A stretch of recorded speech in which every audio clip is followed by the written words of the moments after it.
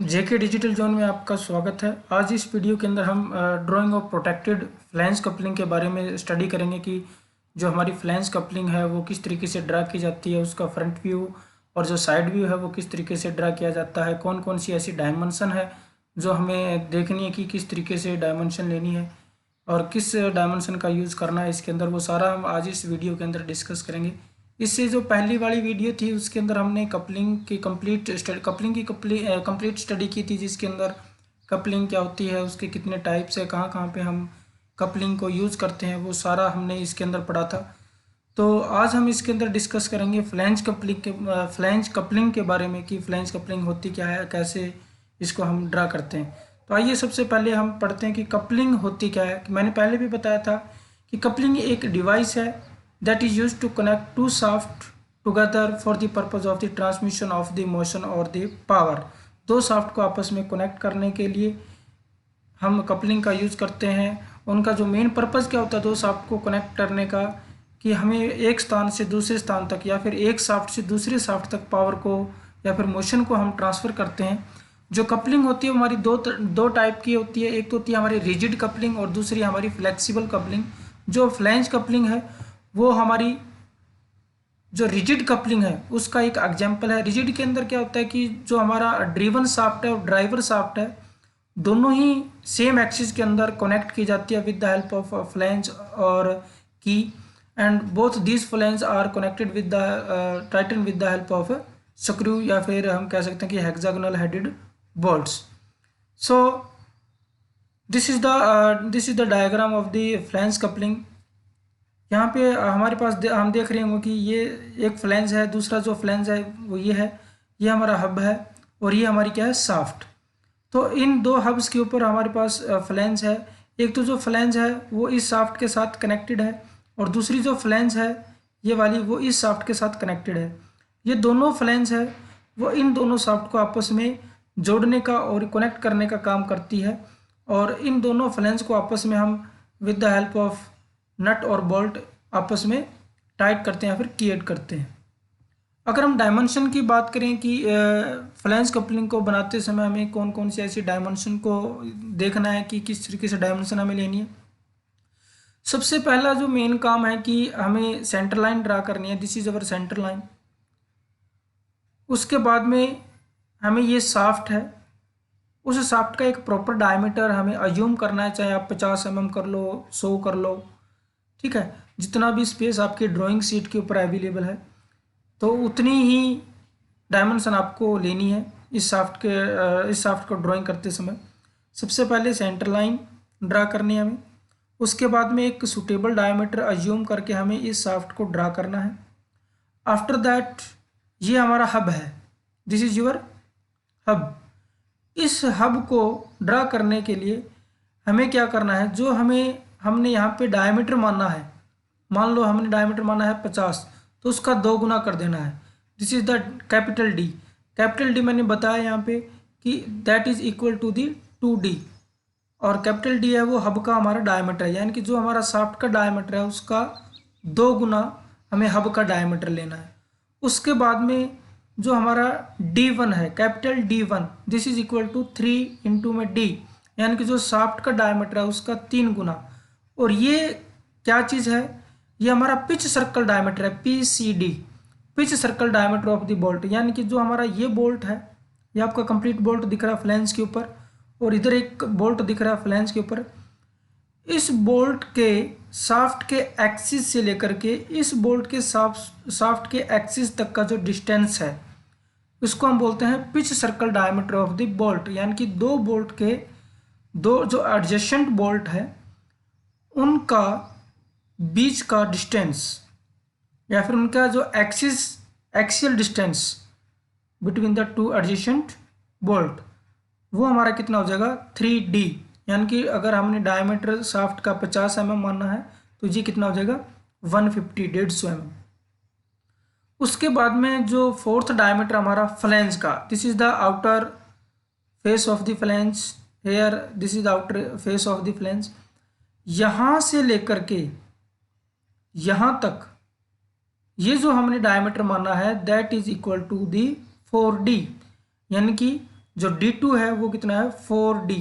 This is the outside diameter of the flange, यानी कि अगर हमने ये 50 mm माना है तो ये लगभग कितना हो जाएगा 200 mm। किसी भी बुक के अंदर 210 दे रखा है, किसी के अंदर 200 दे रखा है, तो वो ज़्यादा कोई ऐसी घबराने वाली बात नहीं है, ठीक है। तो इसका जो मेन फार्मूला वो यही होता है कि D2 = 4D। उसके बाद में हमें ये जो फ्लैंज दिख रही है, इस फ्लैंज की थिकनेस निकालनी है। This is the TF। ये TF कितना होता है, जो हमने डायमीटर माना है शाफ्ट का, उसका तीसरा हिस्सा, 1/3 of the diameter of the shaft. तो ये हमारा क्या हो जाएगा TF। उसके बाद में जो मेन काम रहता है हमारा कि ये बोल्ट हमें ड्रॉ करने हैं। बोल्ट के अंदर सबसे पहले इसका एक्सिस, और हमें ये जो बोल्ट का डायमीटर है वो मानना पड़ेगा या फिर हमें गिवन होगा। तो बोल्ट का डायमीटर जैसे कि मान लो 20 mm है, 10 mm है, 15 mm है, ठीक है। This is the D1 = the nominal diameter of the bolt.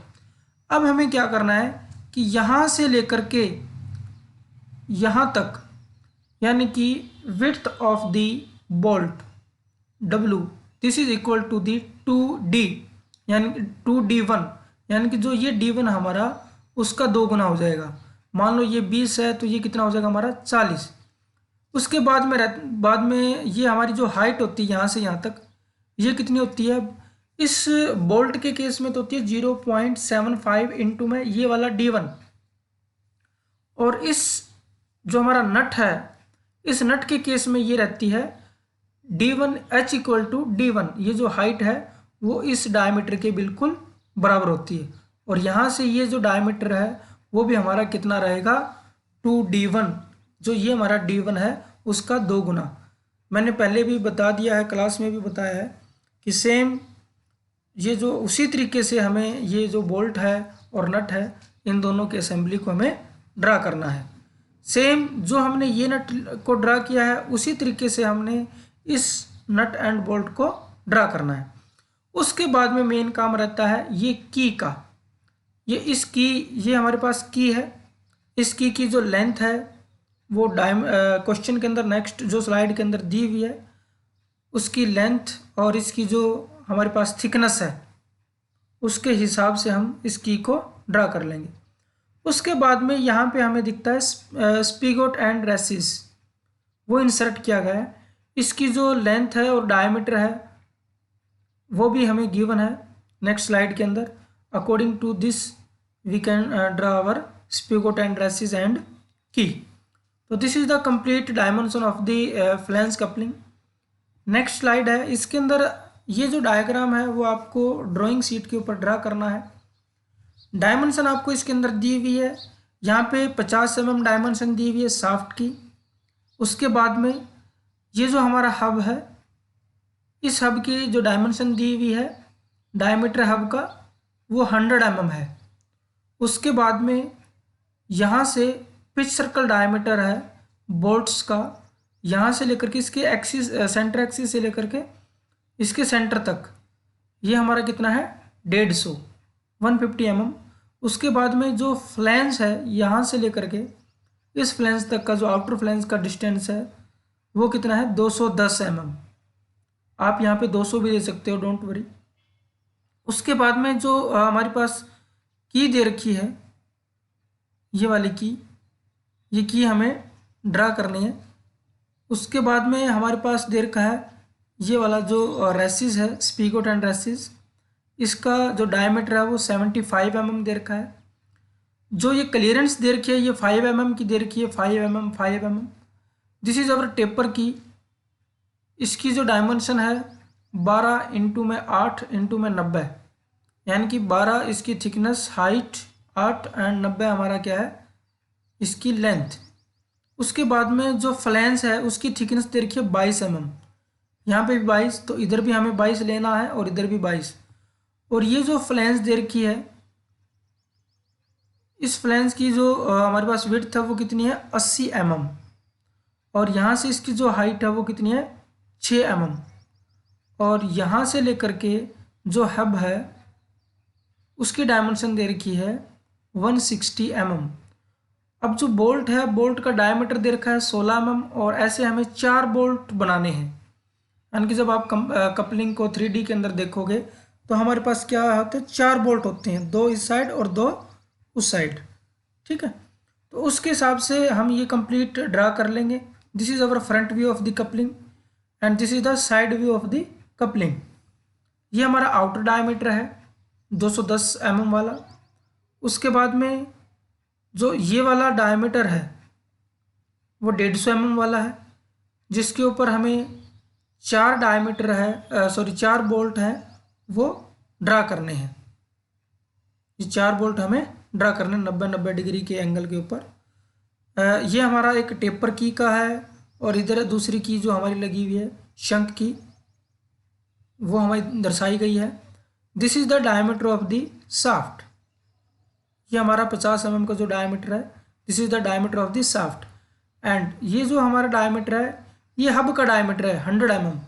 This is the 100 mm diameter. Okay, और ये जो हमारा है यहाँ ये वाला डायमीटर है, यानी कि जो 210 वाला है उसमें से 6 mm ऊपर से और 6 mm नीचे से माइनस करके, यानी कि 210 में से हमने 12 माइनस कर दिया।